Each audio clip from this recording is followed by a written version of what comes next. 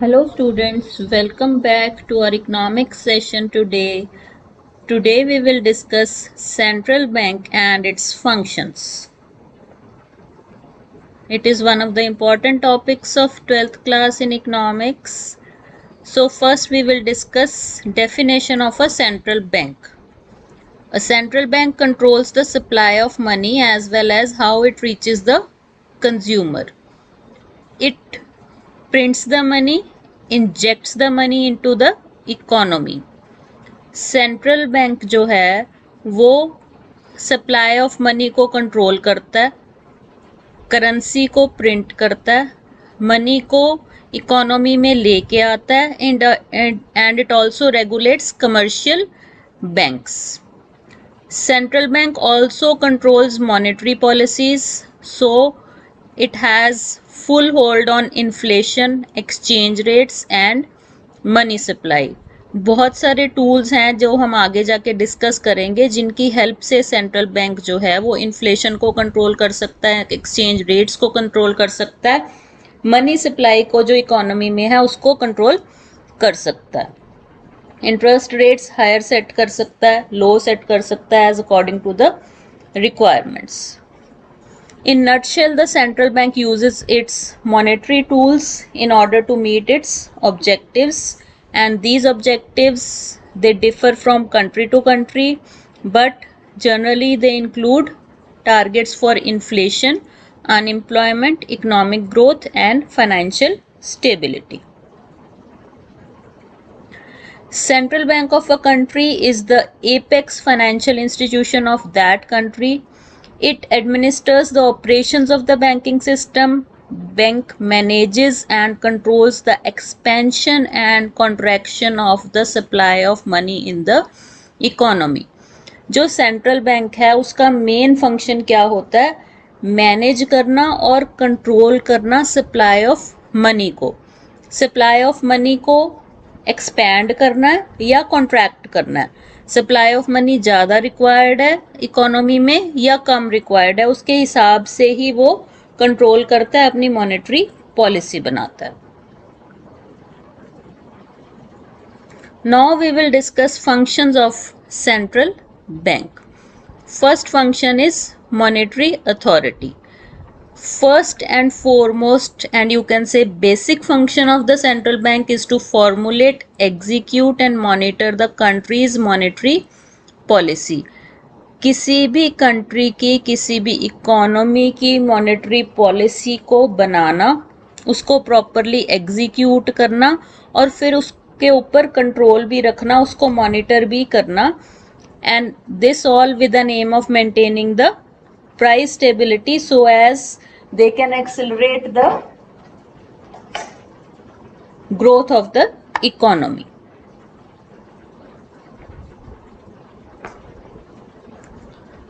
Next function of central bank is credit control. जो भी commercial banks हैं या नॉन बैंकिंग फाइनेंशियल कंपनीज हैं, दे क्रिएट क्रेडिट मनी.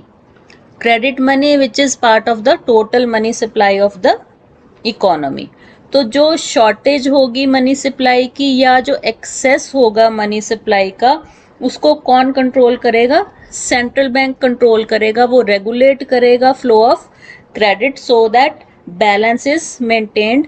क्योंकि अगर बहुत ज़्यादा मनी सप्लाई हो जाएगी, बहुत ज़्यादा क्रेडिट हो जाएगा तो भी वो इकोनॉमी के लिए अच्छा नहीं है. अगर बहुत कम क्रेडिट या बहुत कम मनी सप्लाई अवेलेबल होगी, it is also not for good for an economy. Next function is regarding the administration and supervision.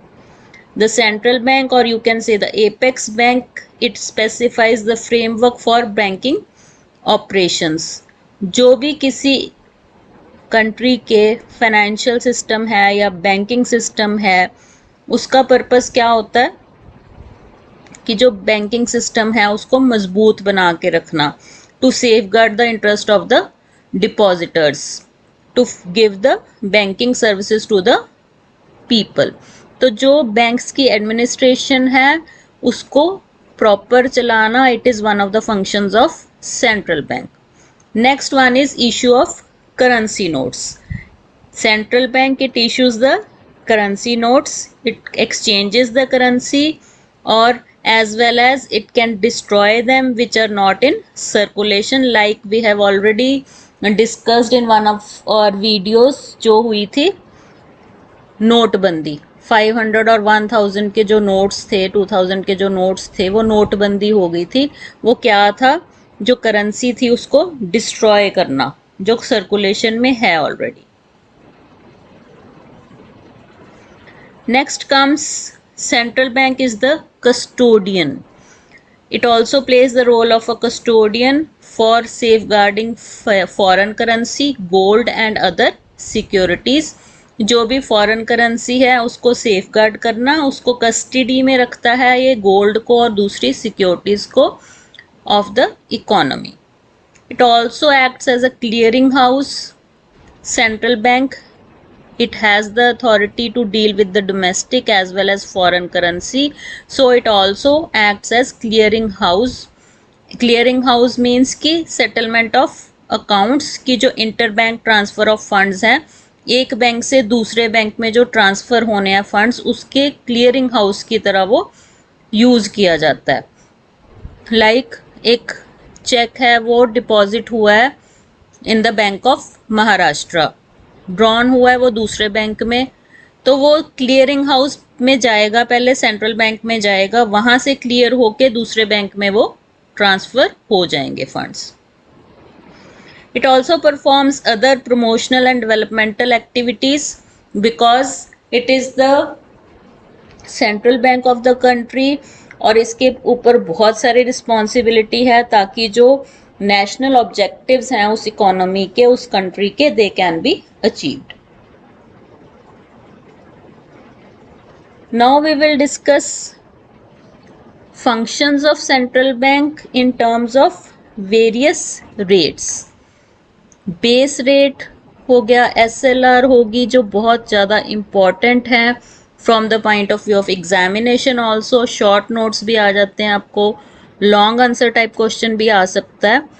So first one we will take base rate. Base rate typically you can say the interest rate. जो banks हैं वो land करते हैं एक rate पे, वो बोरो करते हैं सेंट्रल बैंक से और उससे आगे वो देते हैं पब्लिक को. लाइक फॉर एग्जांपल कि कोई कमर्शियल बैंक है, टेक फॉर एग्जांपल SBI है, स्टेट बैंक ऑफ इंडिया, उसको RBI से, इंडिया की बात कर रहे हैं, इंडिया का central bank is RBI. RBI से वो लेता है क्रेडिट, बोरो करता है funds at the rate of 4% और वो आगे अपने कस्टमर्स को और पब्लिक को या बिजनेसमैन जो हैं उनको देता है एट द रेट ऑफ 4.5%. तो जो 0.5% है वो क्या है? प्रॉफिट है. बेस रेट क्या हो गया? इंटरेस्ट रेट क्या हो गया जिस पे वो बोरो कर रहा है from the central bank. Base rate, it is very useful function because it acts as a tap. Tap में क्या होता है, अगर हम उसको लूज छोड़ दें तो पानी ज़्यादा आने लग जाता है, अगर हम उसको टाइट कर दें तो क्या हो जाएगा? पानी कम हो जाएगा. सेम वे अगर इंटरेस्ट रेट्स को इंक्रीज कर दिया जाए तो borrowing will become expensive. Borrowing expensive हो जाएगी तो जो कस्टमर्स को, बिजनेस को उन्होंने देना है वो भी एक्सपेंसिव हो जाएगा. So it will reduce the circulation of money. और अगर बेस रेट को डिक्लाइन कर दे, इंटरेस्ट रेट को कम कर दे, तो क्या हो जाएगा? डिमांड बढ़ जाएगी because cheaper finance will be available to the businessman, will be available to the consumers, customers और clients of the bank. Open market operations. Open market operations, they involve central bank creating money and purchasing financial assets. आजकल क्या होता है? It is called quantitative easing. इसका क्या M है? Open market operations में क्यों सेंट्रल बैंक इन्वॉल्व होता है? कई बार जो मार्केट है, फाइनेंशियल एसेट्स की मार्केट है, उसमें टॉक्सिक एसेट्स आ जाते हैं which are not good for the health of economy. तो उसको निकालने के लिए इकोनॉमी से, या टू बाय अप एसेट्स, उसके लिए इंटरफेयर करना पड़ता है, इंटरवीन करना पड़ता है सेंट्रल बैंक को इन ओपन मार्केट ऑपरेशंस। और जब central bank open market operations में आएगा, एंगेज होगा, it firstly creates cash, cash create करेगा, फिर परचेज करेगा financial assets like government bonds and other instruments, likewise जेडे दूसरे इंस्ट्रूमेंट्स हैं, जो इंस्ट्रूमेंट्स उनको परचेज करेगा, फिर वो कैश पास ओवर हो जाएगा फाइनेंशियल इंस्टीट्यूशन को, then it can be purchased. So this acts as a new money in the economy. Bank of issue. Central bank is the bank of issue. It has the monopoly of note issue. No other institution, no other bank can issue currency notes. No other bank can circulate money. Notes, coins, which are the legal tender money, they are to be issued, they are issued by the central bank. India का central bank कौन है, क्या है, RBI है। जो England है उसका क्या है, बैंक ऑफ इंग्लैंड। ऐसे ही हर एक कंट्री का अपना एक सेंट्रल बैंक है which is the bank of issue, which issues the notes and coins to the commercial banks for circulation in the economy. Government bank. Central bank also acts as banker and agent to government. Government का bank कौन है, central bank. जो central government है या state government है, उनकी requirements, उनको अगर लोन की रिक्वायरमेंट है, वो कौन पूरी करेगा, सेंट्रल बैंक पूरी करेगा। जो आम पब्लिक है उसके लिए कौन है, कमर्शियल बैंक्स हैं। सेम वे जो गवर्नमेंट है उसके लिए कौन है, आरबीआई है इन केस ऑफ इंडिया। सो जो दूसरे बैंकिंग फंक्शंस हैं, जो बैंकिंग फंक्शंस कैरी आउट होते हैं in commercial banks, same banking operations, same banking functions, they are carried out by central bank of the country for government. Government bank के तरह जब central bank काम करता है तो it provides short term credit to the government. अगर government की जो रेवेन्यू है वो कम रह जाती है, एक्सपेंडिचर ज़्यादा होता है, उसकी रिसीट्स कम है, पेमेंट्स ज़्यादा हैं, तो शॉर्ट टर्म क्रेडिट कौन प्रोवाइड करेगा, obviously central bank. Same way state governments को भी अगर ज़रूरत होती है, they can ask for short-term credit from the central bank. Central bank has also the responsibility of managing the public debt. जो central bank है सारे गवर्नमेंट लोन्स के इशू, पब्लिक डेट जो है आउटस्टैंडिंग है या जो इशू होने हैं, government loans, bonds, government securities, उसकी रिस्पॉन्सिबिलिटी किसकी होगी, सेंट्रल बैंक की होगी, because it is a government bank, bank of the government या गवर्नमेंट्स बैंकर कह सकते हो। बैंकर्स बैंक, बैंकों का बैंक कौन है, central bank. Whole banking system depends upon the central bank. It supervises, coordinates and controls the operations and activities of the commercial banks. Commercial banks क्या हैं, they are the lifeline of an economy. जो money है वो सारी की सारी circulate होती है थ्रू कमर्शियल बैंक्स, और कमर्शियल बैंक्स का बैंक कौन है, central bank. So we will discuss various functions. First is custodian of cash reserve.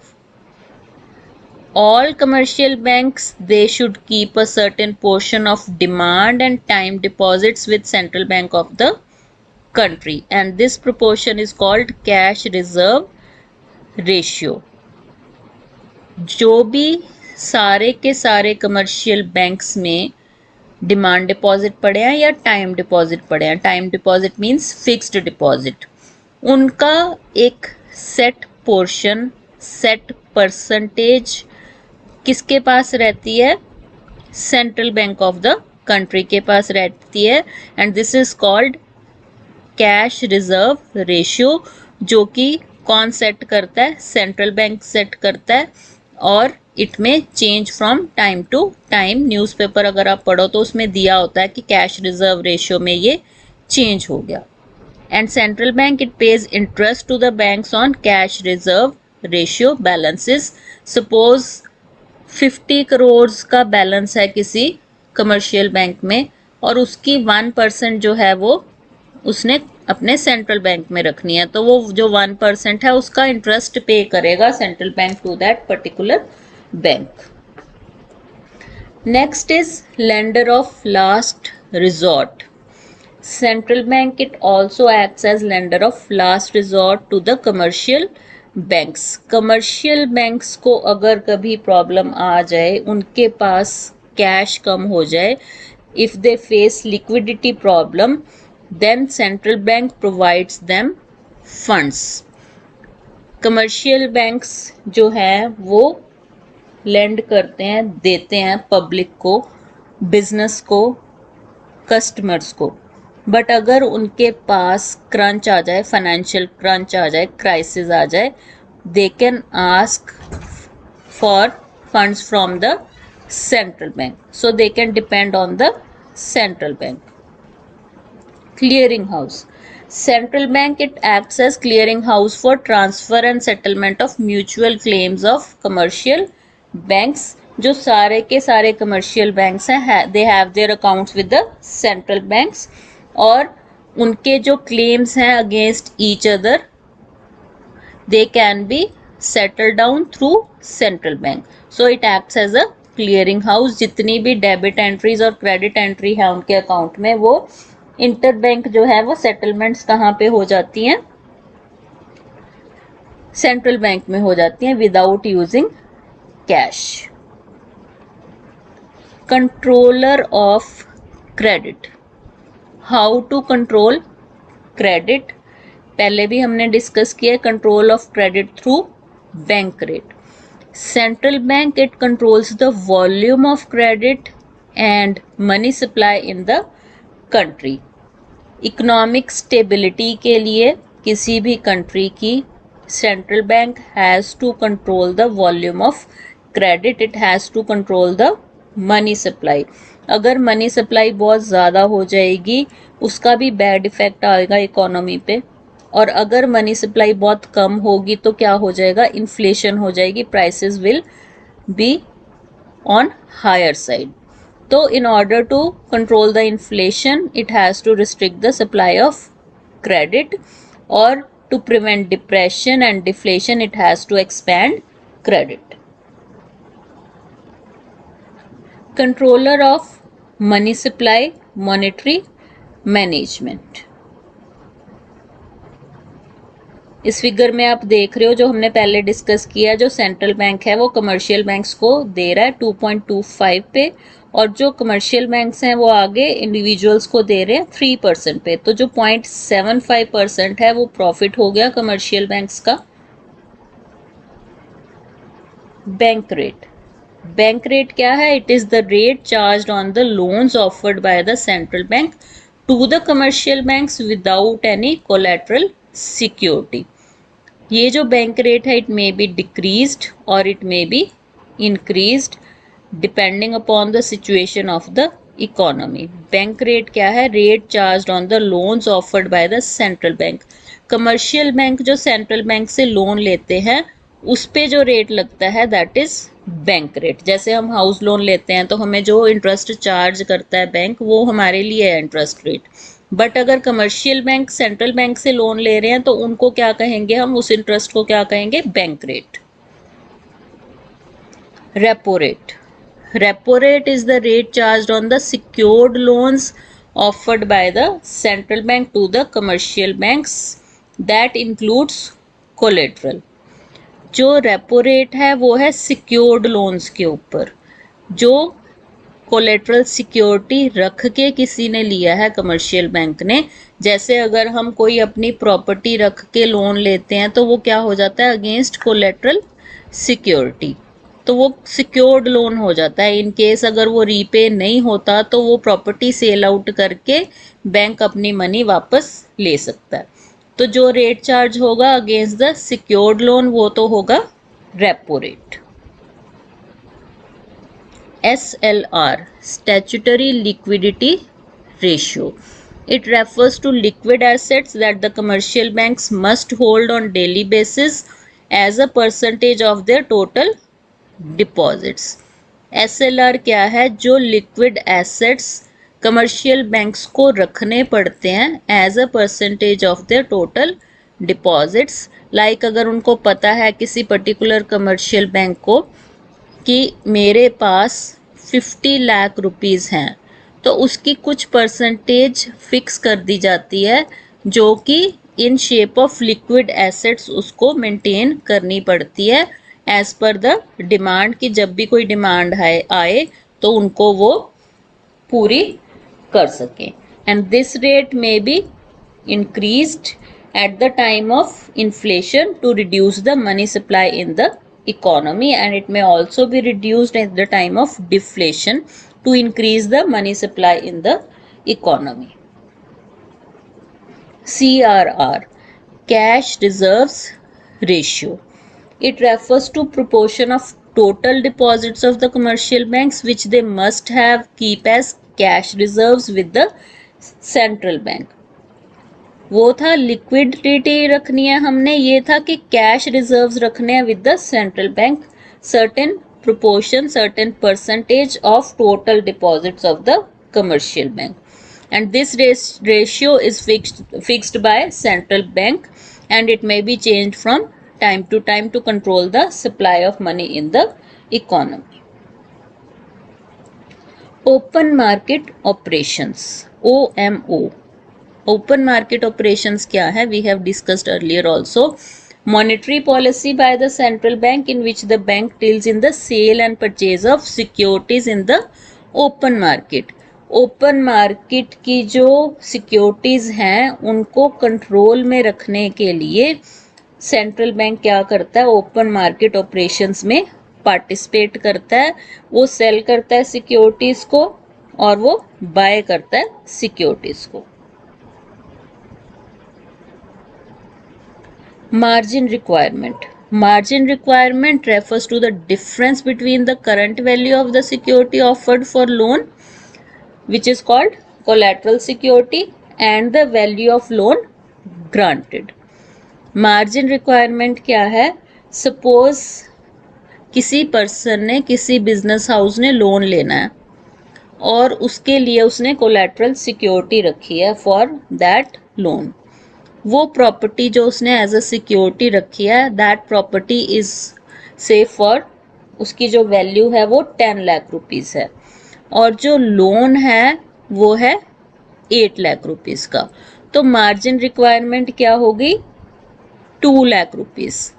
Current value है जो सिक्योरिटी की और जो वैल्यू ऑफ लोन है, 10 लाख की प्रॉपर्टी रखी है और लोन कितने का मिल रहा है, 8 लाख रुपीस का। तो जो दोनों का डिफरेंस है 2 lakh rupees, that is the margin requirement. ये क्यों रखी जाती है मार्जिन रिक्वायरमेंट, ताकि क्रेडिट को कंट्रोल में रखा जा सके इन केस अगर लोन की रीपेमेंट नहीं होती तो बैंक को नुकसान ना हो।